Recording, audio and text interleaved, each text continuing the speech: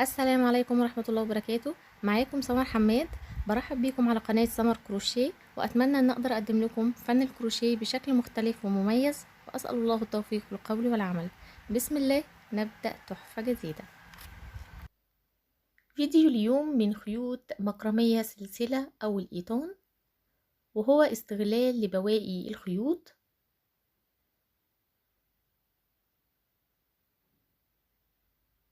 هنستهلك حوالي 240 جرام.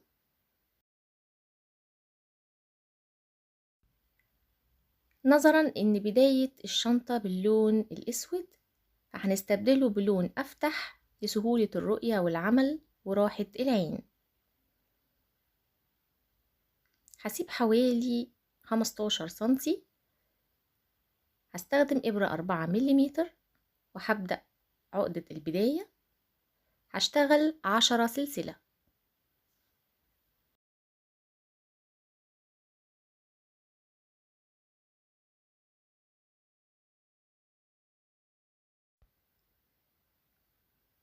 هرتفع سلسلة وهعتبرها غرزة من غرز الكورنر. هشتغل في نفس الغرزة في الحلقة الخلفية غرزة حشو، وهعلمها بالماركر، ودي تعتبر تاني غرزة من غرز التزايد الأربعة. هكمل بنفس الطريقة على ال10 غرز، غرز حشو في الحلقة الخلفية.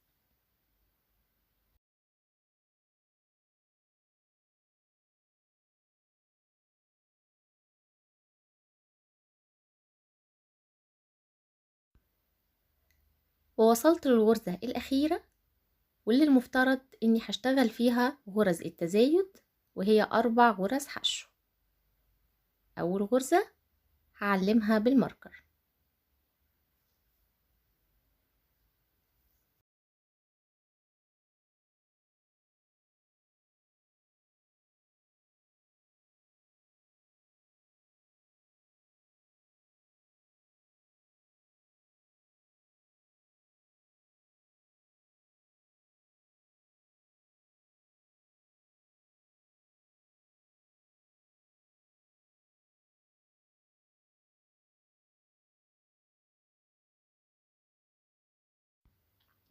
وللتوضيح هعلم الغرزة الرابعة. هكمل شغل على الحلقات الأمامية، وهشتغل فيها غرز حشو.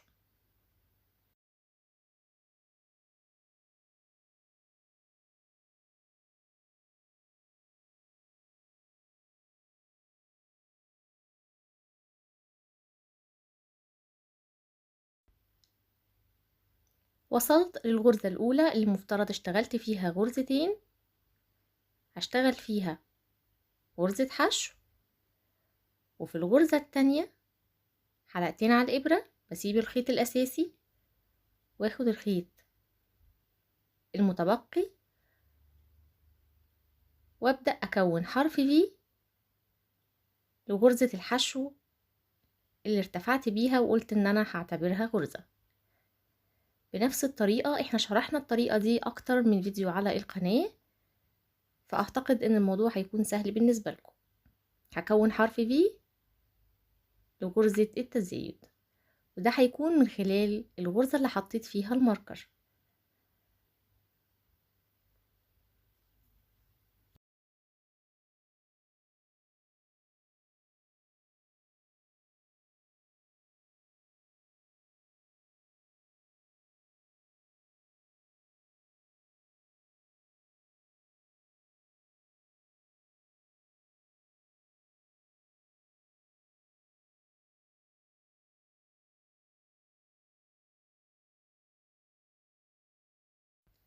أربع غرز تزايد في كل جانب، 1 2 3 4. هبدأ السطر التاني من الغرزة اللي كونت لها حرف في، بدخل تحت حرف الفي مباشرة واسحب الخيط واشتغل غرزة حشو، وفي نفس الغرزة كمان غرزة حشو. السطر التاني هشتغل تزايد فوق كل غرزة من غرز الأربعة.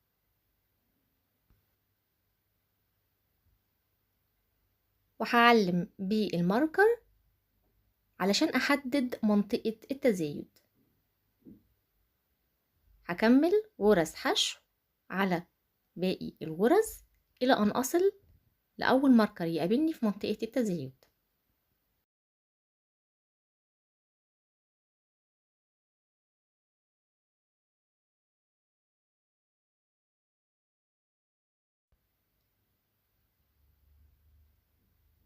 منطقة التزايد هشتغل تزايد فوق كل غرزة من الغرز الأربعة.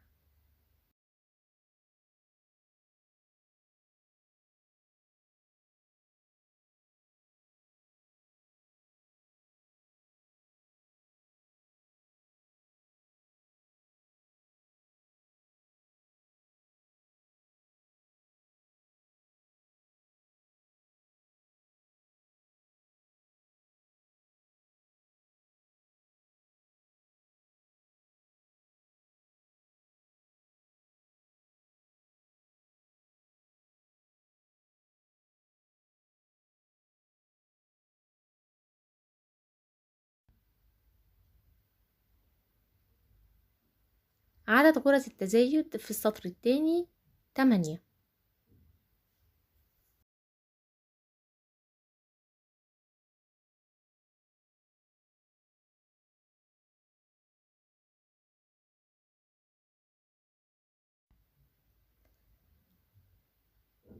أول غرزة في غرز التزايد هشيل الماركر واشتغل فيها تزايد،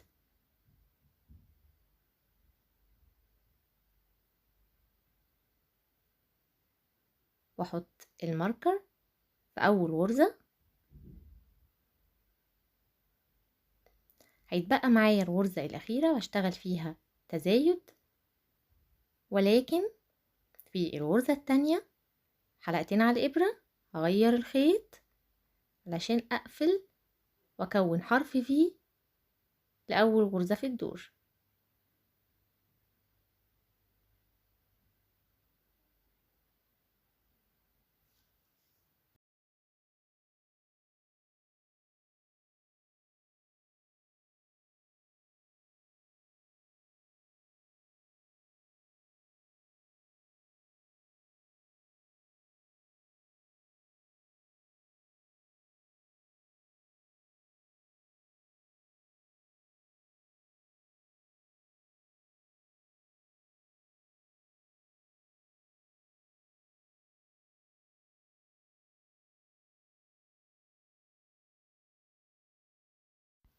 هبدأ السطر الثالث والتزايد فيه بيكون عبارة عن واحدة تزايد والتانية فردي.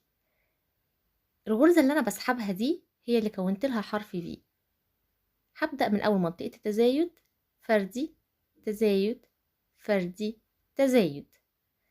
إذا الغرزة اللي أنا هبتدي بيها الشغل هي التزايد واللي كونت لها حرف في. والغرزة اللي بعدها فردي، ودي بتكون وحدة تزايد الدور الثالث. اللي بعدها تزايد،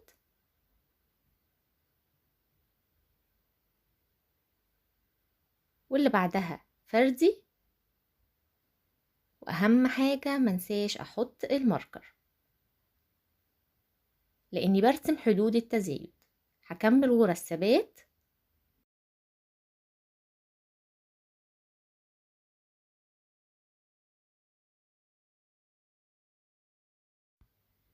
وهبدأ اشتغل وحدة التزايد في الجانب الاخر بنفس الطريقة، وبيكون اجمالي عدد غرز التزايد في كل جانب 12 غرزة.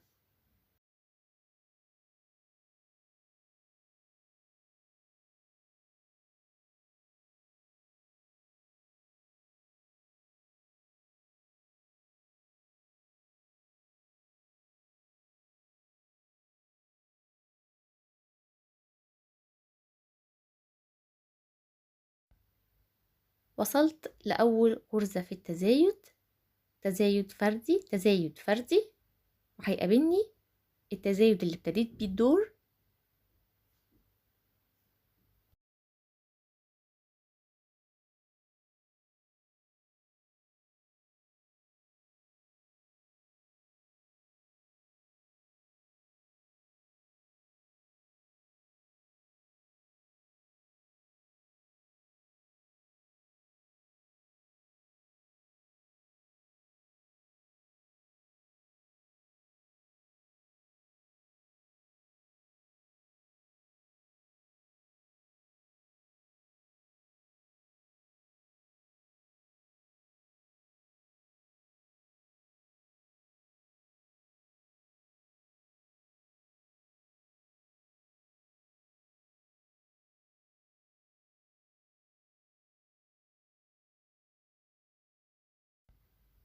وبانتهاء السطر الثالث بيكون اكتمل تزايد قاعدة الشنطة.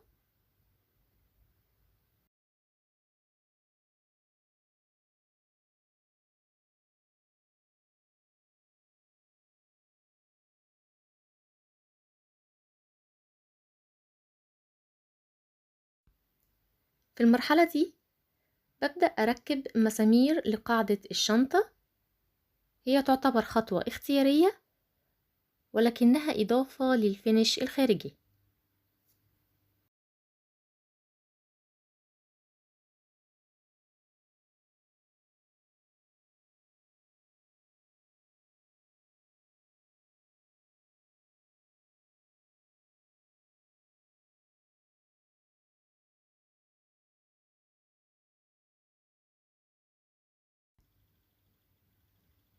هبدأ أرتفع بجسم الشنطة بغرز حشو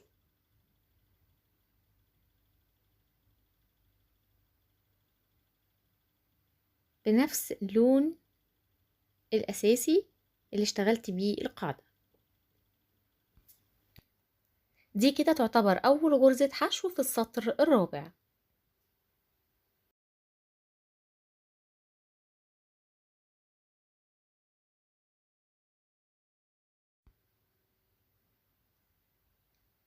هقفل السطر ازاي؟ هنشوف مع بعض. دي الغرزة الأولى ودي التانية. برتفع بالخيط قليلا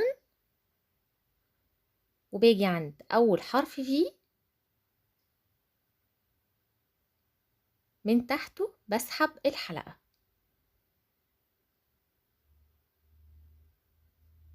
بالشكل ده.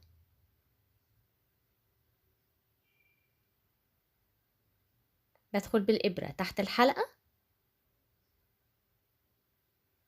وكمان جوه الحلقة، بسحب الخيط من الحلقتين وبشتغل أول غرزة حشو في السطر الخامس. دي الطريقة اللي هتبعها في الشنطة إلى النهاية. شايفين الشكل بيكون عامل ازاي؟ هكمل السطر الخامس وكمان السطر السادس غرز ثبات دون تزايد.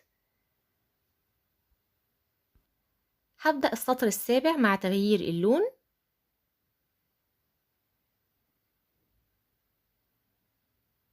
واشتغل أول غرزة حشو في السطر السابع،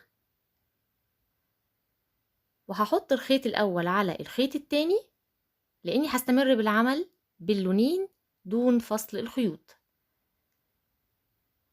هشتغل السطر السابع والثامن باللون التاني. السطر التاسع هبدأ أغير اللون للون الأول. أهم حاجة خليكي حريصة بوضعية الخيوط في الارتفاعات. ودي أول غرزة حشو في السطر التاسع. هشتغل الدور التاسع والعاشر باللون الأول.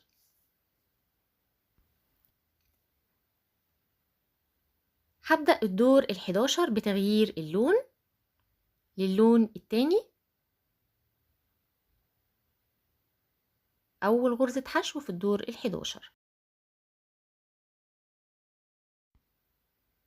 هبدأ الدور ال12 هيتم فيه تناقص. بدخل بالإبرة تحت الغرزة، بسحب الخيط، معايا حلقتين على الإبرة، بدخل في الغرزة اللي بعدها بسحب الخيط، معايا 3 حلقات على الإبرة، بسحب الخيط واخرج من ال3 حلقات بغرزة واحدة. الغرزة دي اسمها تناقص في غرزة الحشو. دايما في الشنطة ببتدي غرز التناقص في الدور التاني من كل لون، وبكمل السطر ال12 غرز حشو عادية. إذن إجمالي عدد غرز الدور ال12 39 غرزة. هكمل للآخر وهرجع لكم تاني. هبدأ السطر ال13 بغرز ثبات مع تغيير اللون للون الأول، وهشتغل غرز حشو على ال39 غرزة.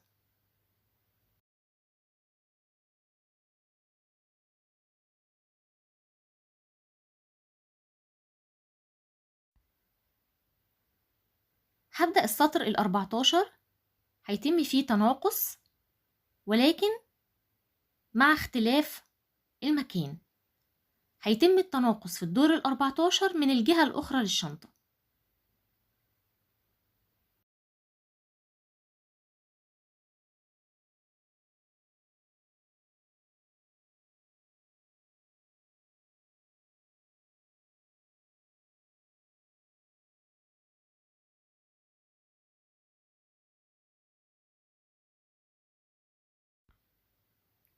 وفي المكان المقابل ببدأ أشتغل غرزة التناقص بنفس الطريقة. إذن الخلاصة إن غرز التناقص بيختلف مكانها في كل لون. هكمل السطر ال14 مع العلم إن إجمالي عدد غرز السطر ال14 38 غرزة. هبدأ السطر ال15 مع تغيير اللون،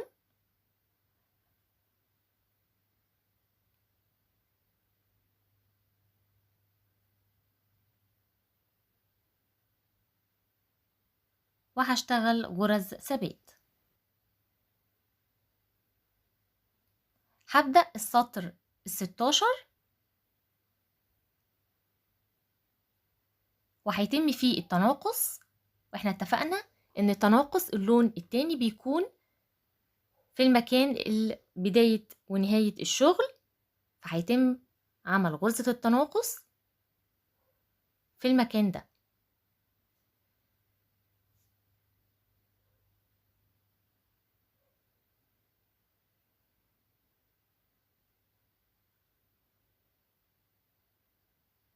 إذا إجمالي عدد غرز الدور ال16 37 غرزة.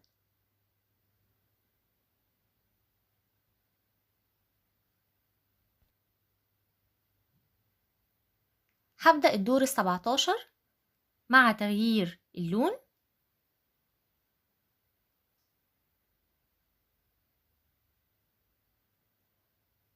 وهشتغل الدور غرز ثبات.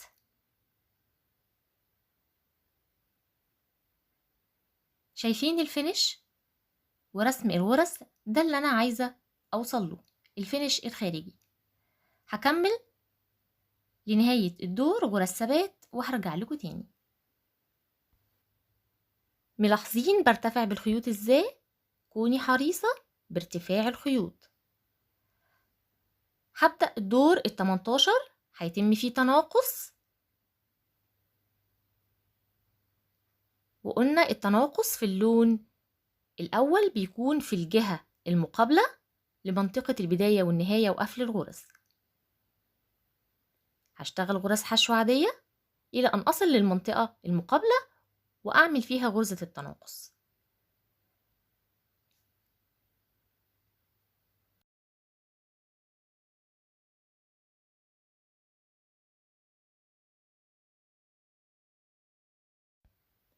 وصلت للمنطقة المقابلة، هشتغل غرزة التناقص،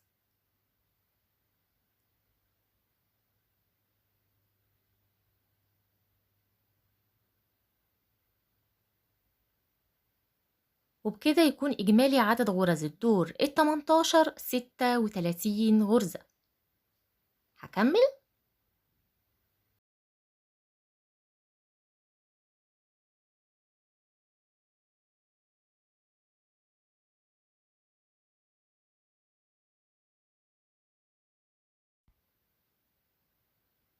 الدور ال19 غرز ثبات مع تغيير اللون.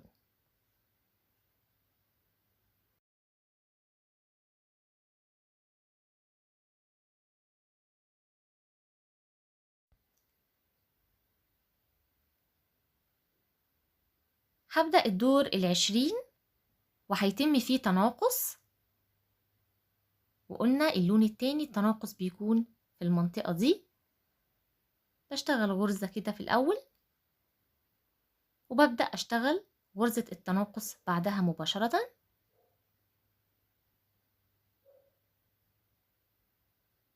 إذا إجمالي عدد غرز الدور ال20 35 غرزة. هكمل وهرجع لكم تاني. هبدأ الدور ال21 غرز ثبات مع تغيير اللون.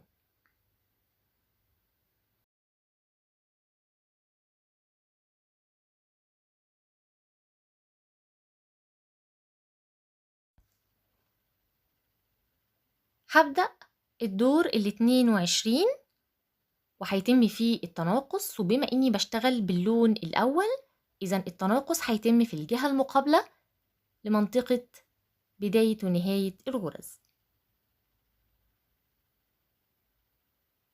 هشتغل عادي غرز حشو إلى أن أصل للمنطقة المقابلة للعمل.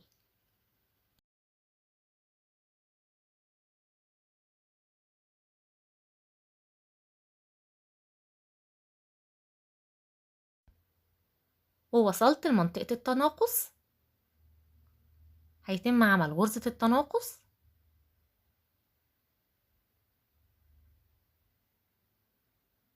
إذا إجمالي عدد غرز الدور ال22 34 غرزة.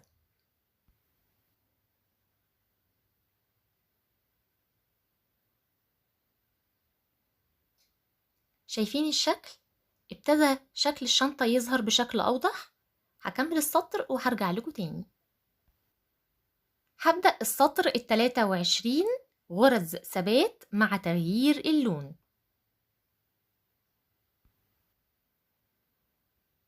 هبدأ السطر ال24 والأخير من الشنطة، هيتم فيه التناقص في المكان المعتاد في اللون التاني. بشتغل غرزة وببدأ أشتغل غرزة التناقص،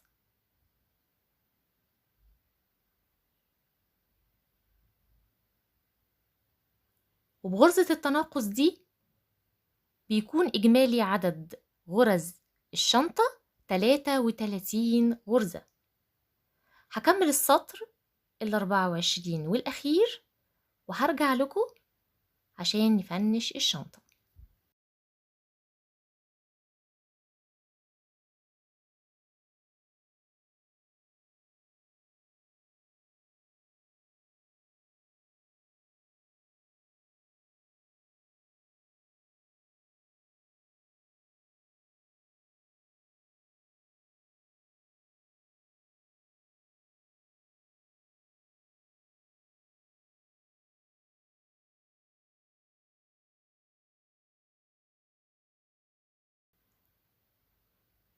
طبعا الخيط الأساسي بنقصه وبنلسعه بالولاعة، وبيتم تنظيف الخيوط تحت أضلاع الغرز.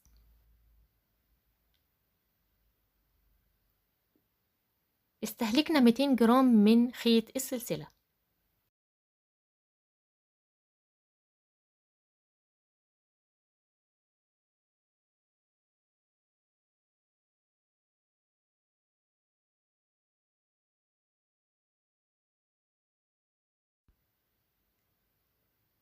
هبدأ أركب القلاب للشنطة. هو عبارة عن قلاب جلد طبقتين ومتخيط محفور، بيسموه اللازار.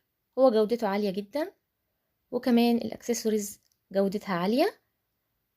مرفق مع القلاب اليد الكروس والقطعة المغناطيس اللي من خلالها بيتم قفل الشنطة، بتتثبت في جسم الشنطة. واليد الكروس طبقتين ومتخيطة ومرفق معها كمان الجنشات. الطقم كان جايلي من جروب ناهد حمدي كروشيه ماركت. هحط لكم لينك جروب الخامات في صندوق الوصف.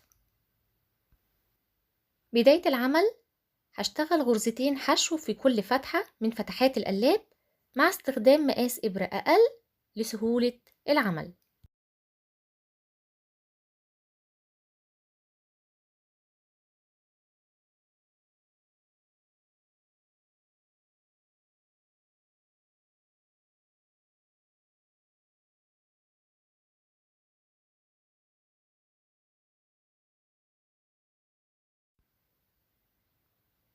بيتم تثبيت القلاب في جسم الشنطة من خلال خيط الشفاف أو ما يسمى بخيط الصنارة. هو خيط متين جدا جدا، بنصح بيه كل الفنانات في شغل الشنط. ببدأ أثبت القلاب في جسم الشنطة من الداخل ومن الخارج تحت حروف الفي، وفي الأخير ببدأ أثبت القطعة التانية من القلاب وهي قطعة المغناطيس بنفس نوع الخيط. وبكده يكون انتهى فيديو النهاردة. شنطة خفيفة، شنطة شكلها في منتهى الشياكة، عملية جدا جدا، ما بتاخدش وقت في التنفيذ، تصلح للمبتدئات، مناسبة جدا للبنات وللسيدات، حجمها مناسب وخفيفة الوزن. تقدري تستخدمي أي نوع خيوط تكون فتلتها متوسطة السمك. تقدري تنفذيها سادة، تقدري تنفذي دمج ألوان على حسب ذوقك وعلى حسب اختياراتك. تقدري تبدلي اليد الجلد بسلسلة أو يد مشغولة بالخيط، وكمان تقدري تبطني الشنطة بأي نوع بطانة على ذوقك. لو عجبك الفيديو أتمنى منك الدعم باللايك والشير، ولو انتي مش مشتركة في القناة تدوسي على زرار سبسكرايب وتفعلي زر الجرس عشان يوصلك أي إشعار لأي فيديو جديد أنا بنفذه. حابة أشوف تطبيقاتكم على الجروب المرفق للقناة، هسيب لكم اللينك في صندوق الوصف، وأكون سعيدة بتعليقاتكم تحت الفيديو، واكتبي لي بتشاهديني من أي بلد. أشوفكم في تحفة جديدة، والسلام عليكم ورحمة الله وبركاته.